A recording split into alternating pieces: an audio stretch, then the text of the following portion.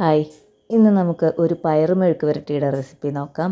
അപ്പോൾ പയറ് ഒരു 1/2 ഇഞ്ച് നീളത്തിൽ നമ്മൾ മുറിച്ചെടുക്കുക. അതേപോലെ അതിനാവശ്യമായിട്ടുള്ള സവാള, പച്ചമുളക് എന്നിവ എടുക്കുക.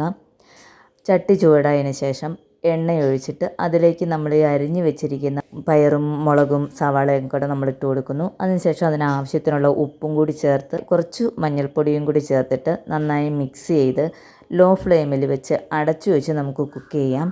നമ്മളിതിലേക്ക് വെള്ളമൊന്നും ചേർക്കുന്നില്ല. ഈ പയറിൽ നിന്ന് വരുന്ന ആവിയിലാണ് ഈ പയർ വേവേണ്ടത്. അങ്ങനെ വരുമ്പോഴാണ് ഇതിന് ടേസ്റ്റ് വരുള്ളൂ. അതേപോലെ തന്നെ ഈ പയറിൻ്റെ കൂടെ പൊളിച്ച പയറും കൂടി ചേർക്കുകയാണെങ്കിൽ കുറച്ചുകൂടി നന്നായിട്ടുള്ളൊരു ടേസ്റ്റ് വരും പയർ മെഴുക്ക് പുരട്ടിക്ക്. നല്ല ലോ ഫ്ലെയിമിൽ വെച്ച് കുക്ക് ചെയ്തെടുത്താൽ മതി. എപ്പോഴും പറയും പോലെ ഇത് ഇരുമ്പ് ചട്ടി ആയതുകൊണ്ട് അടുപ്പിൽ നിന്ന് വാങ്ങിക്കഴിഞ്ഞാലും കുറച്ചുകൂടി ആ ചട്ടിയുടെ ചൂട് കൊണ്ട് അത് നന്നായിട്ട് വെന്ത് കിട്ടുമേ.